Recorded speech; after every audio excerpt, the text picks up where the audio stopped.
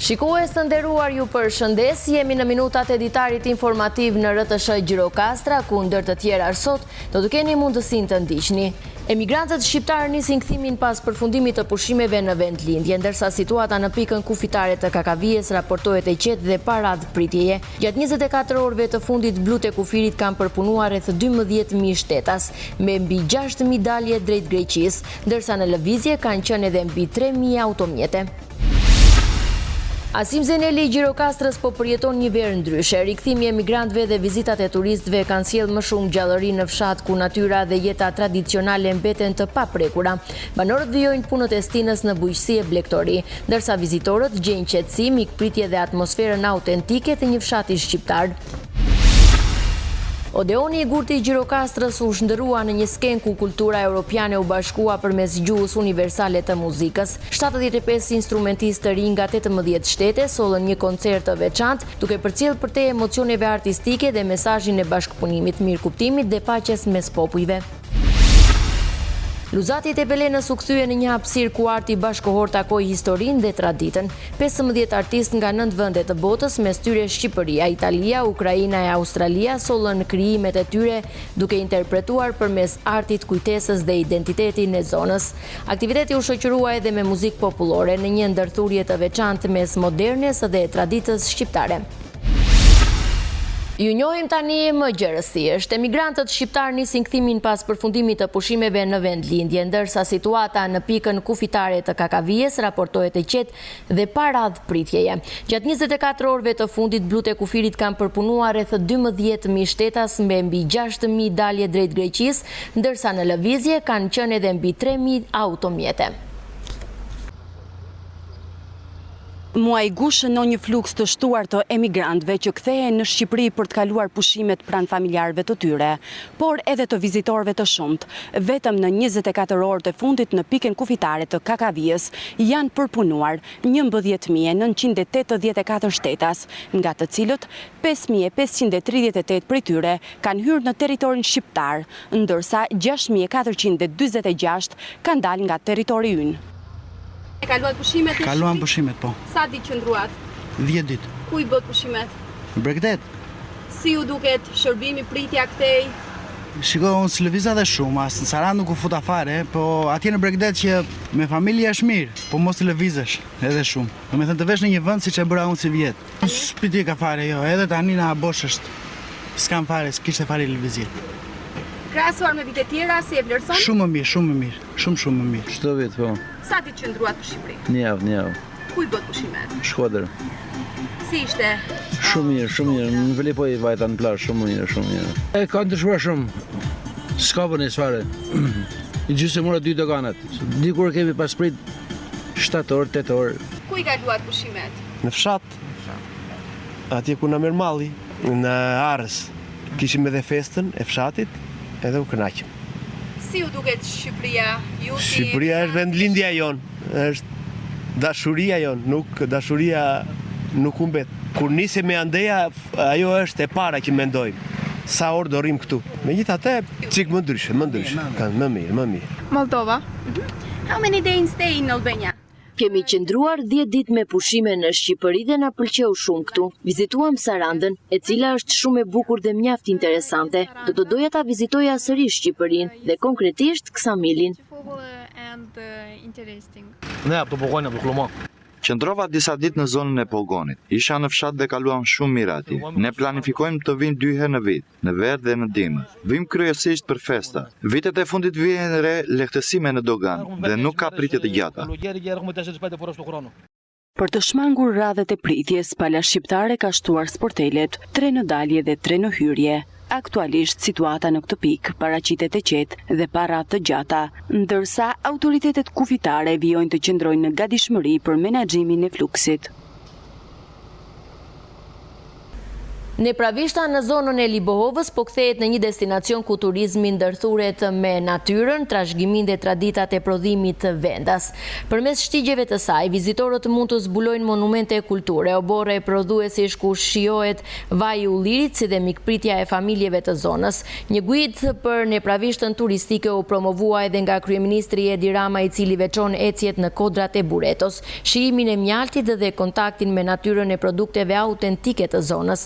Fshati është përfshirë në aplikimin e Shqipërisë për programin Fshatrat më të mirë turistik të Organizatës Botërore të Turizmit, duke synuar promovimin e turizmit rural dhe ruajtjen e vlerave natyrore e kulturore. Nepravishtat dhe zonat përreth ofrojnë monumente të rëndësishme, mes tyre Kalane Melanit, Teqen dhe ujësiellësin e Melanit, si dhe kishën paleokristiane të Manastiraqit.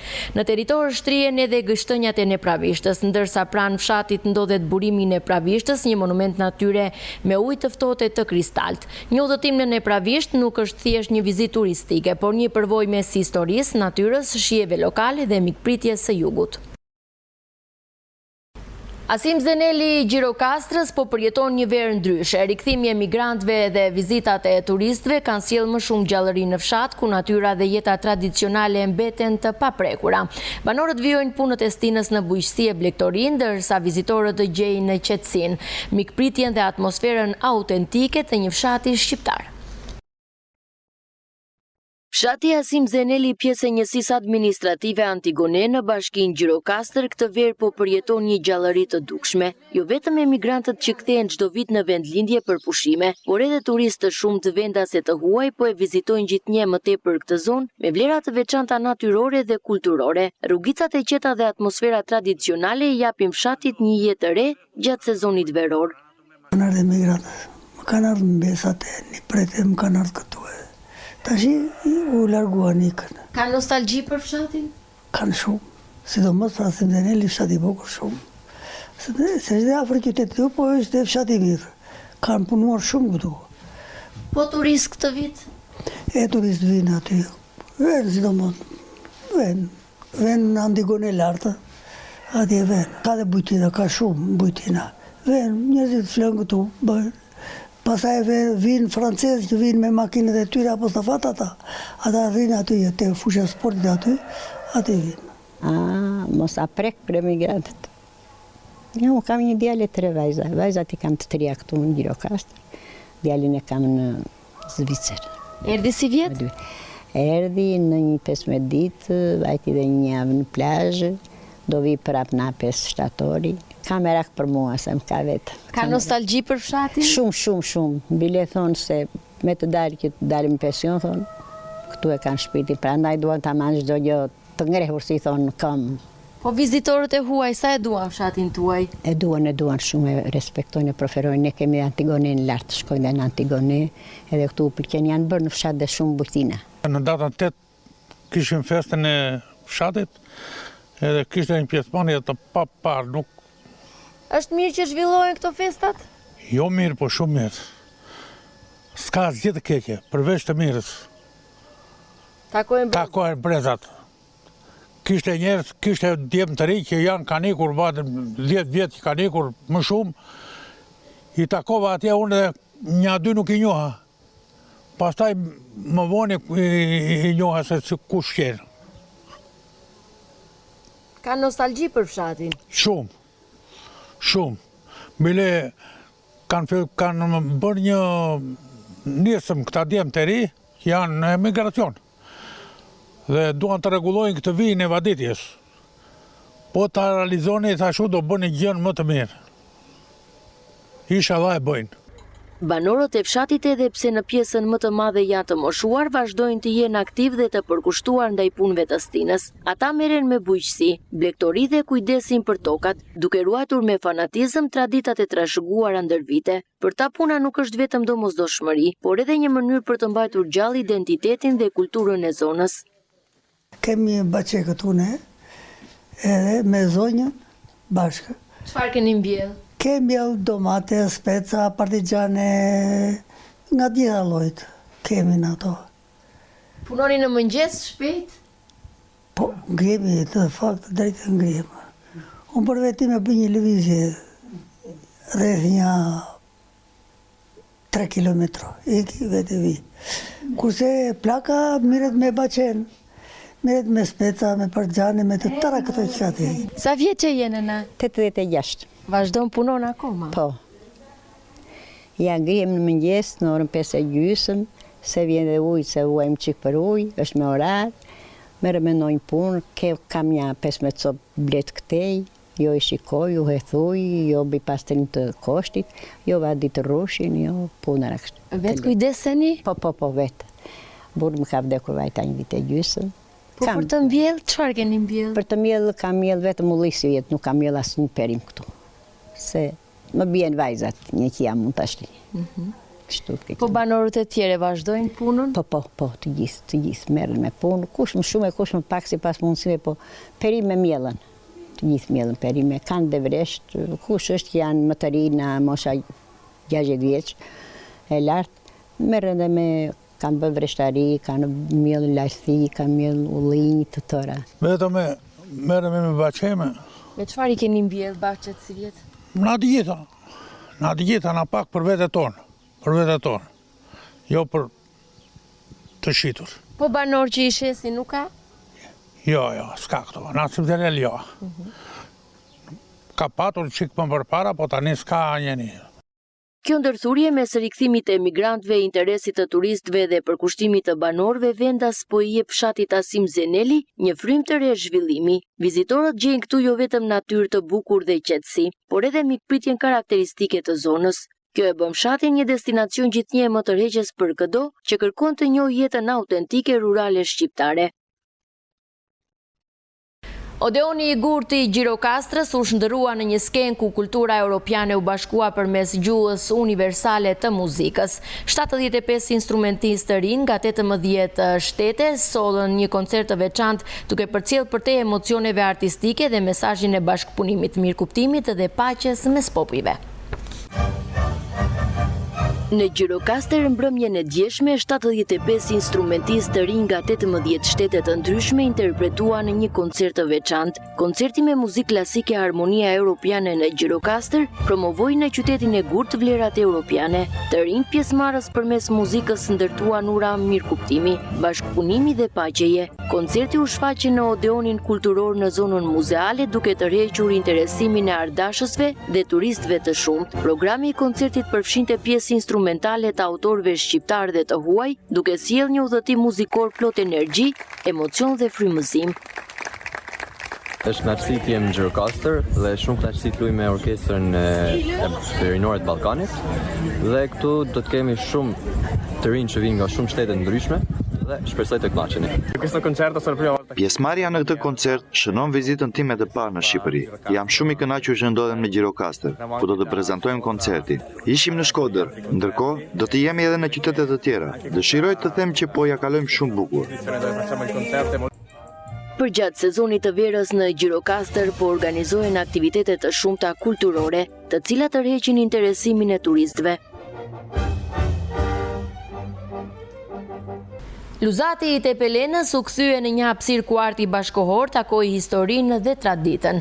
15 artistë nga 9 vende të botës, mes tyre Shqipëria, Italia, Ukraina e Australia, sollën krijimet e tyre duke interpretuar përmes artit kujtesës dhe identitetit të zonës. Aktiviteti u shoqërua edhe me muzikë popullore në një ndërthurje të veçantë mes modernes dhe traditës shqiptare. Fshati Luzati Tepelenës është kthyer në një hapësirë të artit bashkohor duke mirëpritur 15 artistë nga 9 vende të ndryshme të botës në kuadër të Luz Art. Artistë nga Shqipëria, Australia, Çekia, Hungaria, Italia, Kosova, Rumania, Siria dhe Ukraina kanë qëndruar në Luzat dhe Gjirokastër, ku janë njohur nga afër me historinë, traditat dhe kujtesën e komunitetit. Meqense Luzati nuk kishte që t'i ofronte ndryshe nga fshatat e tjera vizitorëve, menduam që mund t'i ofrojë një gjë të re, ishte arti. Edhe e shpallëm si projekt që quhet projekti Fshat i Artit, pra mikpritës i artit, dashamirës i artit dhe me banorët që folëm të gjithë rënë dakord, thanë hajde ta bëjmë. Këtë dhe është parë që në 3 vjet, domethënë është rritur fluksi vizitorëve që vinë për të parë galerinë që ne kemi ndërtuar, muzeun e artit, shkollën ku zhvillohen aktivitete me artistë nga gjithë bota. Përvojat e mbledhura gjatë këtij qëndrimi janë sjellë përmes veprave të tyre artistike, duke i dhënë një dimension të ri historisë dhe identitetit të zonës. Ky është një aktivitet i rëndësishëm kulturor, mendoj, për Luzatin, por edhe për gjithë jugun dhe për Shqipërinë, sepse këtu vinë artistë nga gjithë vendet e Evropës dhe të Shqipërisë, të Kosovës, patjetër. Secili nga këta artistët realizon një punë e cila i mbetet fshatit Luzat, dhe kjo shërben edhe për promovimin e kulturës edhe të jetës fshatit dhe të rajonit, si dhe krijohet një lloj sinergjie pozitive qoftë për artin, qoftë për turizmin, pra është një kombinim i të dyja këtyre elementeve, dhe njëkohësisht për mua si regjisor shqiptar që me banim në Prag, është një aktivitet shumë interesant sepse këtu mundet edhe të inspirohemi dhe të mendojmë për projekte që mund të jenë dokumentar ose film artistik dhe të përdorim këto vende si vende xhirimi apo për treguar historinë e këtij eventi. E reja e këtij aktiviteti është se ne sjellim 2 grupe të ndryshme bashkë në Luzat dhe fillojmë një rezidencë e cila do zgjasë 2 muaj. Artistët tanë frymëzohen në Luzat dhe mandej në Gjirokastër dhe krijojnë duke u bazuar në trashëgimin kulturore dhe në memorien e komunitetit vendas, si dhe aspekte tjera që lidhen me trashëgimin natyrore, jo shpirtërore e të tjera.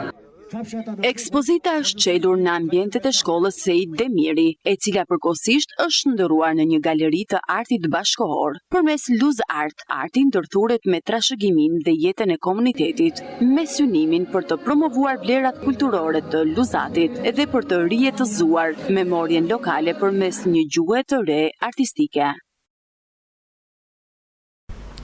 Pas 22 vitesh, banorët e Arzës së Madhe në Memalia u ribashkuan në festën në takim brezash.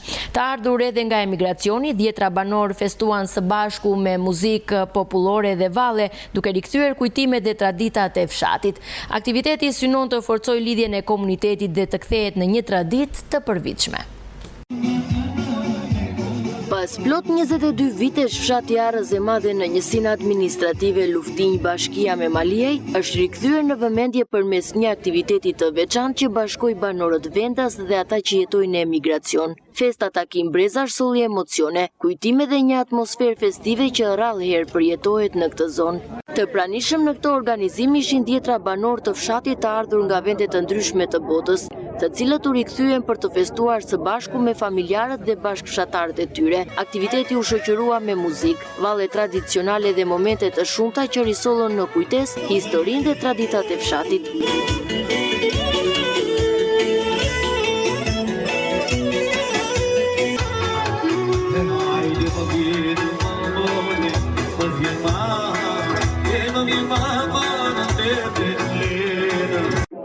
I pranishëm në këtë aktivitet, kryetari i Bashkisë Memalia Albert Mala i vlerësoi rëndësinë e organizimeve të tilla, duke theksuar se ato shërbejnë për të forcuar lidhjet mes komunitetit dhe për të mbajtur gjallë identitetin dhe traditat lokale. Ai nënvizoi gjithashtu angazhimin e bashkisë për të mbështetur iniciativa që promovojnë jetën sociale dhe kulturore në zonat rurale.